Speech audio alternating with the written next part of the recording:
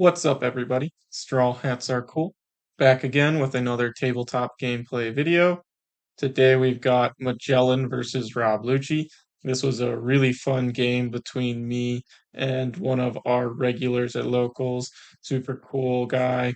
Um, like I said, really fun game. This was one of the most fun games I've probably ever had. We were both laughing the whole way through, so really excited to share this one with you guys. Before we get started, I do just want to say thank you again, as always, to everyone who is watching the videos, liking the videos, subscribing to the channel, and all that good stuff. Really does mean a lot. We've recently passed 250 subscribers, so we're getting pretty close to 300. Um, if I can get my hands on some product for OP03, I think I might do a giveaway once we get to 300 subscribers, and then maybe like do giveaways at 3, 4, and 500. So I think that would be pretty cool as a way to show my appreciation to everyone who's been coming out to support me. But with that, let's get into the gameplay. So Magellan's going first. They have no turn one play, so they'll just be passing over. Going to be starting with a brand new from me. Searching top three for Navy type card. Going to be grabbing the Suru. So today I am running the in a hybrid version of the Rob Lucci deck. So I'm running both brand new and Spandom in this list. Um, This is not the exact list I took to Gen Con this weekend, as this was one where I was still running the 10 drop Kuzan, which I am not currently running, but still a good card. I think he's definitely got a place in the deck. At the time of this recording, I think the online Gen Con regional just concluded, and I heard that a Rob Lucci list got second place there and was running the 10 drop Kuzan. So definitely has a place. Opponent swing 7, and I did take that one. Um, like I said before, generally speaking, I will always take the first hit or two just to build hand and increase the lines of plays that I can make. So I'm going to be starting with a 5K swing. My opponent will be taking that one as well. Then I'm just going to be playing a Kumadori, just a vanilla 6K body. Going to be a little hard for my opponent to deal with, and is going to give me something I can put on pressure with. So they're on their 5 Dawn turn, and we do see them resting that 5 Dawn. Going to be playing that pesky 5 cost Magellan, which is going to set me back. So now I'm on the odd curve. Also going to get the pump from Magellan for that leader effect. Did swing 6, and I countered out with Tashigi. Am doing some new edits, so let me know what y'all think. Trying to make it a little more clear when leaders use their abilities and whatnot. So I've been putting a lot of work into learning the editing software. So let me know what you all think. Been having a lot of fun with that. So I'm on 5 Dawn now. Started with 7 or a 5K swing, which they countered out with their domino. Now we're going to be swinging 7, which they will take. And just going to be tapping 4 to play the Porcelino. So opponent is on 6 Dawn now, I believe. So um gonna be looks like tapping another 5 here to play another Magellan. So now I am back down another Dawn. So next turn will be my 6 Dawn turn rather than my 8 Dawn turn. And it's hands like these where Magellan can really shine, setting your opponent back. It's really what are the words I'm looking for here? You really don't understand how much being set to back 1 Dawn every turn really affects you until you're playing into it. So my opponent did attack 7 at the Kumadori, which I did counter out of. And then with the pump effect from leader, they swing another 6 at Kumadori, which I also countered out of. So we're finally on our 6 dawn turn now. If I recall, I was in a bit of an awkward spot here now. I think what I end up doing is just attacking with the Branu and then putting a couple Dawn on leader and attacking there as well. And then I think I leave 2 Dawn open. In hindsight, I probably just should have gone like 6, 7, 7. Force more cards out of my hand because I don't really think I was in a position where I wanted to use the Shockwave if I had it in hand at this point. So we go 5, 6, and my opponent kind of jokingly gestures at the character Magellan as if I were to be swinging into that, which they would almost surely let go, as then I'd have to be set back even further than I already am. But we are not. We were attacking the leader. So they are down to 2 life now. And I did leave the 2 Dawn open for Shockwave.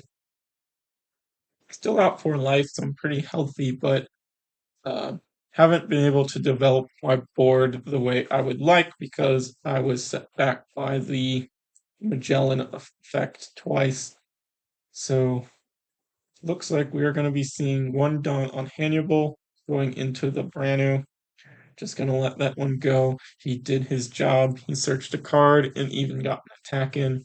So don't need to keep him around. Opponent has 6 Dawn remaining. So they're going to be putting 1 Dawn on the Magellan and swinging 7 at the Kumadori. So I want to talk a little bit about this play here, as I do think maybe this was a bit of a mistake because Kumadori is a natural 6K, so swinging 7 means I can still counter out with just 1 card. So if I remember correctly, they're going to attack 5 at my leader now, which I think I just take. I could block with the Borsellino, but I think I wanted the card in hand. And then we're going to see another 7K attack at the Kumadori, which I can also just counter out of with 1 card. However, if my opponent had decided to attack 6, and then with that same 2 Dawn, instead of going 7-7, going 6-8 at the Kumadori, that would force at least 3 cards out of my hand, as opposed to the 2 that I had to get rid of for the route they took. So I use Khalifa for the first attack, and then a Toshigi for the second. But if they'd gone 6-8, I would have had to give at least 1 more card to get out of that attack. So just something to keep in mind there is that, generally speaking, 7 is the number you want to be swinging because leaders are at 5K most of the time. But in a scenario like that, it would have been better, I think, to go at 6, 8, unless you knew I didn't have any 2Ks in hand. So playing down the Isho, ripping a queen and a Minotaur. That was basically my whole turn. Has been set back, so this is now my 8 Dawn turn. So we're just going to swing 6 at life. They're going to block that one. Rest the Borsellino with the Uta, and then pitch 2 1K counters to protect the Uta. I'm not sure if I would have protected the Uta there, because as we see here, now I can just attack the Uta. Uta blocked, she rested a character, she kind of did her job. I think it would have been better to keep our hand size up a little bit here. And it is very telling when your opponent has to counter out with 2 1s that they don't have a 2K. So it can make it a little easier for your opponent to swing when they have that information. If they know that you don't have 2K counters, it makes swinging 6 more desirable. So another thing to keep in mind there. And see why you want to keep the Uta around. Uta is a strong blocker, especially when I've got my own 4K blockers that can just be rested whenever she blocks once per turn. So can see why you protect it, but they did have to give 3 cards to keep that Uta on the board, and I think maybe it would have just been a little safer to let it go and then counter out 1 to protect the life. So that way you're down the Uta, but at least you've still got 2 more cards in your hand that they don't have now. So gonna be swinging 8 at Borsellino and now 8 at the Kumadori. Gonna have to let both of them go as I can't afford to let my hand size go too low. Um, not feeling terrible right now, but it is scary. They've got a large board, 6K bodies that I don't really want to be attacking. I can afford to start attacking the next turn, as I'll be at 10 Dawn and being set back 2 doesn't really change anything because I will get those 2 Dawn back at the start of my next turn. So, gonna be able to attack with my Isho now. So, does suck that I did lose the rest of my board. So it looks like we were setting aside 5 Dawn here. If I recall, we do just swing 10. Even though they've only got 1 card in hand, it's probably a little overkill. But I don't think I had many other plays.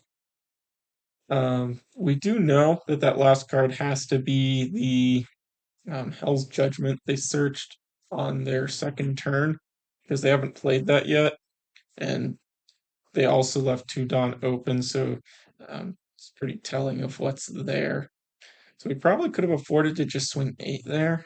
Um, gonna be swinging 9 now, which they will take.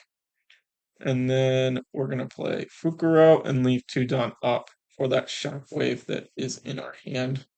So not too bad of a position for us now because they didn't block with the domino. And since we did leave 2 up for the shockwave, unless I decide to attack with the domino, we're going to be able to take that out with the shockwave. So, opponent here, they are also at 10 Dawn now.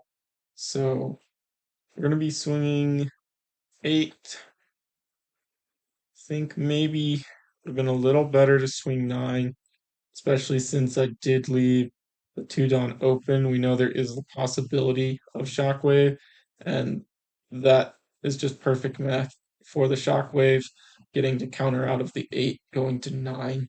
So it just feels extra good using that there, getting maximum value out of it, um, maximum counter potential used effectively, and taking out a blocker. So, gonna be swinging 5 now. I think I do counter out. Yep, countering out with the Isuka. Another card I was trying out, uh, was not running it in the list I took this weekend to Gen Con. On paper, I thought it would be really good in a Zoro, but really just wasn't all it was cracked up to be. So we're going to take the 8K from the other Magellan, and then they're going to be resting 4 for a second Uta, and then passing with that 2 Dawn open for the Hell's Judgment. So I'm in a position now where I do have to go for game, but it's a little rough for us because they've got 2 blockers, and you'll get to see here in just a minute. This was a crazy close game, and like I said, it's a really fun game, just all around. So we're gonna start with a 9K swing with our Lucci. In a position like this, I would always swing first with your Lucci because we need to make sure we get that restand. Um, and if they block now, we can get the restand for free. Now, Hell's Judgment is a card we really don't want to see. Same kind of deal as Starter Deck Kid or any character or leader that can attack more than once per turn. These negative power effects just make those abilities so much worse. We're not able to get value out of the Dawn we put on like in the same way anymore. So that -3 is going to be with us for every attack we do now. So putting one Dawn on Isho normally would be a 10k swing, but because of the judgment, is going to just be a 7k swing. But the opponent's only got one card in hand, so we know they're going to have to block.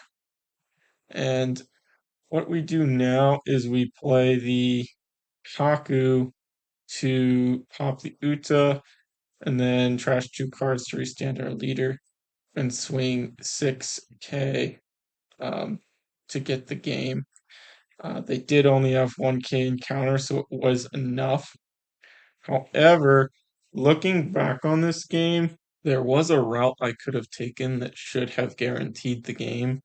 If instead of doing the play with Kaku, after attacking with my leader and my opponent countered out, what I could have done was put the 4 of the Dawn on the Fukuro, swing 7. This way they can't rest it with the Uta. They'll have to block because they only have 1 card in hand. Put 1 Dawn on Isho, swing 7. They have to block as well. So I can use the restand when the Uta dies, and then I can put 1 remaining Dawn on Lucci, and that is still a 7k swing. And with only 1 card in hand, that would be enough to get the game.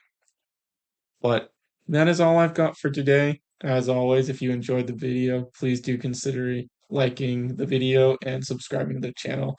Um, if all goes well, I'm hoping to get 3 uploads a week now.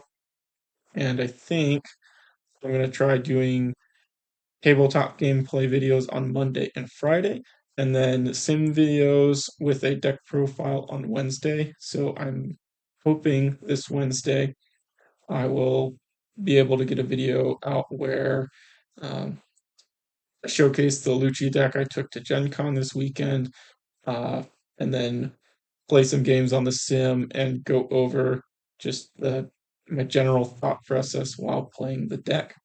And trying to do that with a new deck once a week. So I hope you check that out if and when I get that uploaded.